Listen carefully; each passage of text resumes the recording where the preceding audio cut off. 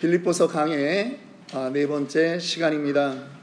부활을 믿는 사람은 이라고 하는 제목으로 오늘 부활절에 빌립보서 1장 27절부터 30절까지의 네 구절을 가지고 여러분들과 말씀을 나누려고 합니다. 오늘은 우리 예수님께서 십자가에서 죽으시고 사흘 만에 부활하신 날입니다. 이 부활은 하나님께서 죽음마저도 통치하신다라고 하는 준엄한 선언이 되는 것입니다. 부활은 죽음 이후에 영원한 생명이 있음을 우리에게 던져주는 메시지가 있습니다. 또한 예수님의 그 부활은 그의 제자인 우리 역시 죽음으로부터 자유하게 된다는 것을 의미하고 있습니다. 그러기에 우리 신자는 이렇게 말할 수 있는 것입니다. 예수님 부활하셨습니다. 우리 옆에 분들과 함께 인사 나누겠습니다. 예수님 부활하셨습니다. 그런데 여러분, 우리가 기뻐하는 이 부활의 소식이 어떤 사람들에게는 걸림돌이 된다는 것을 여러분들 아십니까? 어떤 분들은 이렇게 말합니다. 부활을 믿을 수가 없다. 신앙을 한번 가져보려고 교회를 다니는데 이 부활이라고 하는 것 나는 믿을 수가 없다. 그런 분들이 계시다라고 하는 거예요. 사람이 어떻게 죽었다가 다시 살아나느냐라고 하는 것이죠. 더 큰 문제는 예수를 안 믿는 바깥에 있는 사람이 문제가 아니라 몸은 교회에 와 있지만 여전히 십자가의 죽음은 믿으면서도 3일 만에 부활하신 그 예수를 믿지 못하겠다라고 부활 사건은 믿지 못하는 그러한 분들이 여전히 있을 수 있다라고 하는 것입니다. 그러나 감사하게도요, 하나님께서는 이 땅에 부활을 이해할 수 있는 여러 가지 현상들을 우리에게 숨겨 두셨습니다. 로마서 1장 20절은 이렇게 말씀하고 있습니다. 창세로부터 그의 보이지 아니하는 것들 곧 그의 영원하신 능력과 신성이 그 만드신 만물에 분명히 보여 알게 되나니 그러므로 저희가 핑계치 못할지니라. 이 땅 가운데 숨겨져 있는 하나님의 능력과 신성이 있는데 그것을 보는 순간 우리는 핑계할 수 없다라고 하는 것입니다. 여러분, 잠잘 때마다 여러분들은 내일 아침에 일어날 것을 확신하고 주무십니까? 어떻게 확신할 수 있습니까? 사실 잠든 상태에서는요, 어떤 사람은 업어가도 모릅니다. 그러다가 깨는 거예요. 부활의 모습이 그렇습니다. 사계절이 있지 않습니까? 겨울이 되면 온 산에 생물들이 다 죽은 것 같습니다. 그런데 겨울이 지나면서 땅에서 새싹이 우미뜨고 나무의 가운데서도 새싹이 자라나는 것을 보게 되는 것입니다. 자연에서도 부활의 현상이 있다라고 하는 것입니다. 그런데 좀 더 부활의 모델이 되는 하나의 영상을 우리 자녀들도 오늘 함께 예배를 드리기에 그 영상을 함께 보고 말씀을 계속 이어가도록 하겠습니다. 여러분, 한평생 기어다녔던 애벌레입니다. 그런데 애벌레가 번데기 상태가 되었습니다. 꼬치 속에 들어갔습니다.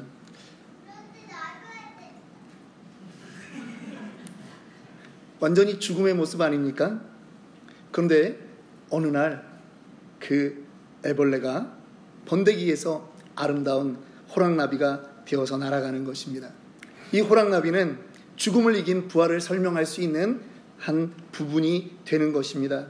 그러나 여러분, 애벌레가 죽었다고 해서 모두 다 호랑나비가 되는 것은 아니죠. 어떻게 죽어야 됩니까? 번데기 안에서 죽어야지 호랑나비가 되는 것입니다. 여러분, 사람이 죽는다고 전부 다 부활하는 것이 아닙니다.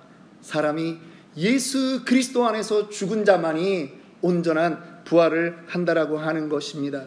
예수 그리스도 안에서 죽는 자가 누리는 것이 바로 부활의 영광이라고 하는 것입니다. 그래서 오늘 사도 바울은 빌립보 형제들에게 편지하는 것입니다. 27절 말씀입니다. 오직 너희는 그리스도의 복음에 합당하게 생활하라. 여러분, 지금 감옥에 있는 사도 바울이 빌립보 교회의 성도들에게 복음에 합당하게 생활하라고 권면하고 있는 것입니다. 복음이 무엇인지 우리는 잘 압니다. 복음이 무엇이죠? 사도 바울은 고린도전서 15장에서 3절과 4절에 그는 분명히 말씀하고 있습니다. 내가 받은 것을 먼저 너희에게 전하였노니 이는 성경대로 그리스도께서 우리 죄를 위하여 죽으시고 장사 지낸 바 되었다가 성경대로 사흘 만에 다시 살아나신 것. 복음은 여러분, 예수께서 우리의 죄를 대신하여 십자가에 죽으시고 다시 살아나신 그 사건이 바로 복음이 되는 것입니다. 믿으십니까? 그래서 이 그리스도의 복음을 가지고 있는 자는 복음에 합당하게 살아야 되는 것입니다. 그저 나에게 복음이 있습니다 이렇게 말하는 것이 아니라요, 그 복음을 가진 자답게 삶으로 증명하라고 하는 것이죠. 행함이 없는 믿음은 죽은 믿음이라고 야고보 사도도 분명히 우리에게 말씀하고 있습니다. 합당한 열매를 맺어야 된다라고 하는 것입니다. 부활을 믿으십니까? 부활을 믿으십니까? 그렇다면 우리는 세 가지 부활을 믿는 사람의 열매를 맺어야 됩니다. 첫 번째, 부활을 믿는 사람은 한 마음으로 복음을 위해 협력하며 살아가야 된다라고 하는 것입니다. 1장 27절 하반절에 보면 너희가 한 마음으로 서서 한 뜻으로 복음의 신앙을 위하여 협력하라고 바울은 권면하고 있습니다. 여기서 협력하라 하는 이 말은 무슨 뜻입니까? 헬라어로 이 말은 함께라고 하는 단어와 싸우다라고 하는 이 단어가 합쳐진 그러한 합성어입니다. 뭐냐 하면 한 운동장에서 한 팀이 되어서 싸우는 전사들이 서로 연합되어 있는 모습들이라고 하는 거죠. 여러분, 축구 경기를 하는데 공격수들과 수비수가 호흡을 잘 맞춰야지 그 경기를 이길 수 있지 않겠습니까? 서로 누군가의 부족을 채워줘야 된다라고 하는 것입니다. 지금 이 편지를 받고 있는 빌립보 교회는 어떤 상황입니까? 그리스도인이 많은 동네입니까? 천만의 말씀입니다. 오히려 로마의 황제를 신으로 섬기고 그들의 우상을 또 만들어 놓고 있는 그러한 도시라고 하는 것이죠. 물질이면 전부 다 성공이 제일이다 라고 말하는 그러한 사람들이 살고 있는 곳에 정말 소수의 크리스찬들이 함께 생활하고 있는 것입니다. 그래서 서로 위해줘야 되는 거예요. 도와줘야 되는 것입니다. 격려해줘야 되는 거예요. 믿음에 떨어지지 않도록. 이것이 바로 협력하라라고 하는 것입니다. 나 혼자 신앙생활하는 것이 아니라는 거예요. 우리 교회는 지난 3월 달에 두 가지 큰 행사를 치렀습니다. 라스베가스 제1침례교회에 가서 30여 명이 넘는 우리 성도들이 가서 함께 그들을 격려하며 예배했습니다. 또 3월 31일부터 4월 5일까지 우리는 캐나다 토론토에 가서 우리는 난민 사역을 지원하고 또 도시 전도에 협력했습니다. 함께하는 것입니다. 지금 우리 교회가 3시만 되면 세겹줄 기도운동을 하고 있습니다. 나만을 위해서 기도하라는 것이 아닙니다. 오히려 우리 공동체의 다른 사람들을 위해서, 다른 성도의 그 믿음을 위해서 기도하라고 하는 시간입니다. 알람을 맞춰두셨습니까? 3시에 알람을 맞춰두세요. 10초라도 괜찮고 1분이라도 괜찮습니다. 여러분, 우리는 함께 가야 하는 것입니다.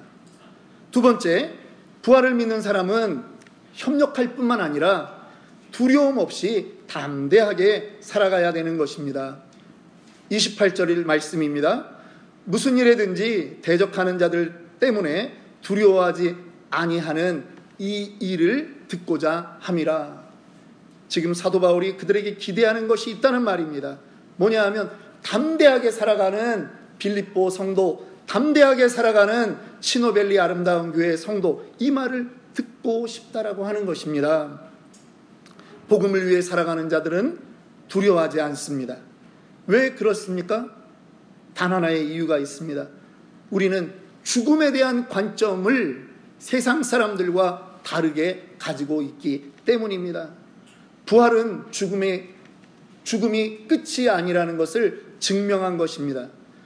부활은 죽음이 새로운 시작이며 영광의 문, 생명의 통로로 변해가는 것을 우리는 증언하는 사람들이라고 하는 것입니다. 죽음을 두려워하지 않을 때 세상에서 일어나는 문제에 대해서 우리는 담대할 수 있는 것입니다. 베드로가 어떤 사람이었습니까? 우리가 너무나 잘 알죠. 예수님을 3번이나 부인했습니다. 왜 부인했습니까?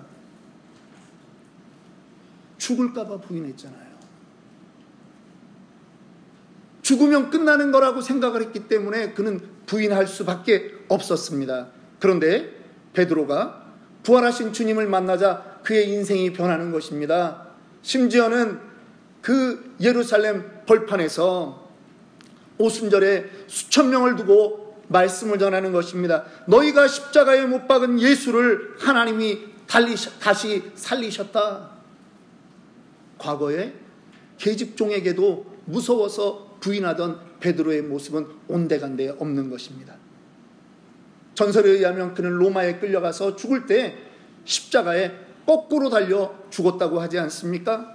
담대한 그의 모습이 보이는 것입니다. 부활은 사람을 바꿀 수 있는 것입니다.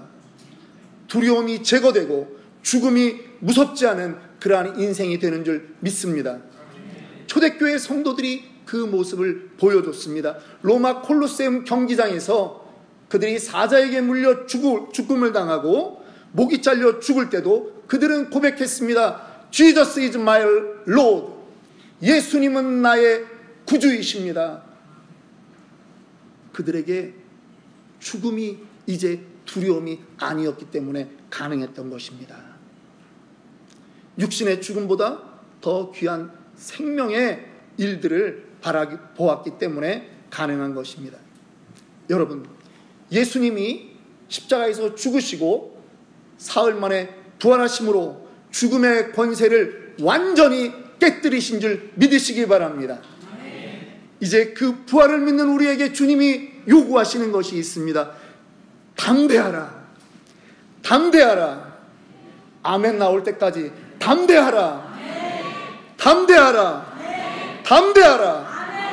세상의 모든 문제 앞에 여러분 겁내지 말고 담대하시기를 주님의 이름으로 축원합니다. 마지막입니다. 부활을 믿는 사람은 협력할 뿐 아니라 담대할 뿐 아니라 이제는 나에게 다가오는 고난조차도 은혜로 여긴다라고 하는 것입니다. 29절 말씀입니다. 그리스도를 위하여 너희에게 은혜를 주신 것은 다만 그를 믿을 뿐 아니라 또한 그를 위하여 고난도 받게 하려 하심이라. 빌립보서를 강해하면서 첫 시간부터 하는 말입니다. 아무도 고난을 원치 않는다라고 하는 말을 계속하고 있습니다. 그런데 우리가 살아가는 이 땅에는 고난이 있다라고 하는 거죠.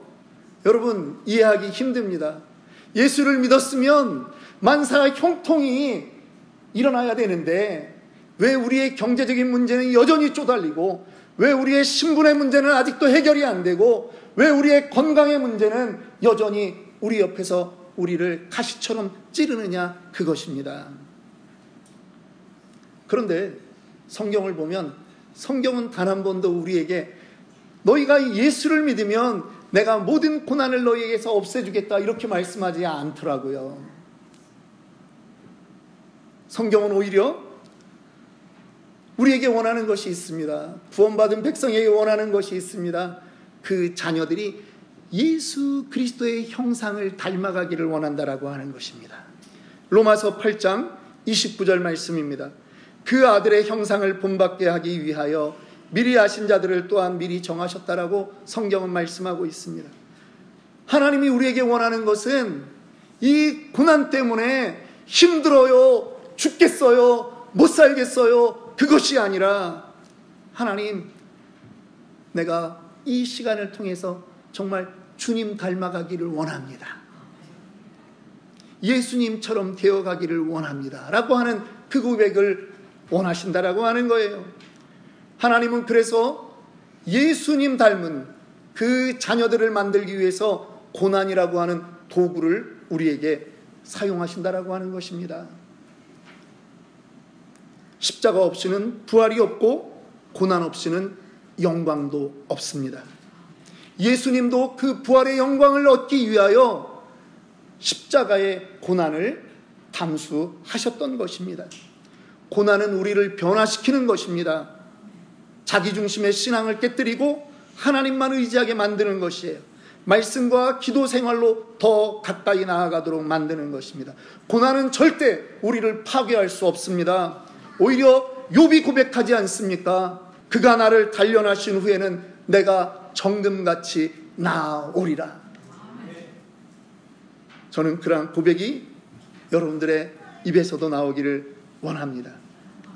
고난은 하나님이 허락하신 은혜인 것입니다. 누가 우리를 주님의 사랑에서 끊을 수 있겠습니까? 로마서 8장은 우리에게 도전하고 있는 말씀이 있습니다. 누가 우리를 그리스도의 사랑에서 끊으리요? 환난이나 곤고나 박해나 기근이나 적신이나 위험이나 칼이랴. 기록된 바 우리가 종일 주를 위하여 죽임을 당하게 되며 도살당할 양같이 여김을 받았도다 함과 같으니라. 여러분, 우리에게 이러한 문제들은 계속 있다라고 하는 거예요. 그런데요, 그러나 이 모든 일에 우리를 사랑하시는 이로 말미암아 우리가 넉넉히 이기느니라. 간신히 이기는 게 아니에요. 넉넉히 이길 줄 믿습니다. 그래서 우리가 함께 38절과 39절을 큰 목소리로 우리의 신앙의 고백으로 읽고 설교를 마쳤으면 좋겠습니다. 38절부터 시작. 내가 확신하노니 사망이나 생명이나 천사들이나 권세자들이나 현재일이나 장래일이나 능력이나 높음이나 깊음이나 다른 어떤 피조물이라도 우리를 우리 주 그리스도 예수 안에 있는 하나님의 사랑에서 끊을 수 없으리라. 아멘입니까? 아멘. 여러분, 고난은 40절 우리 오늘 본문 말씀을 보니까 고난은 바울에게도 있는 거예요. 우리에게 있는 고난이 어느 누구에게도 예외가 없는 것입니다. 바울이 말합니다. 너희에게도 그와 같은 싸움이 있으니 너희가 내 안에서 본 바요 이제도 내 안에서 듣는 바니라. 여러분, 영적인 싸움이 우리 가운데 늘 있는데 이것 역시도 우리 믿음의 선배들이 전부 다 겪어왔다라고 하는 것입니다. 고난은 피할 수 없습니다. 예수님의 손바닥에 부활하신 몸에도 그 고난의 흔적은 남아 있습니다. 그러기에 우리는 주님이 우리 삶의 모델이 되는 것입니다. 고난을 승리로 바꾸신, 고난을 부활의 영광으로 바꾸신 그 주님이 우리의 모델이라고 하는 것입니다.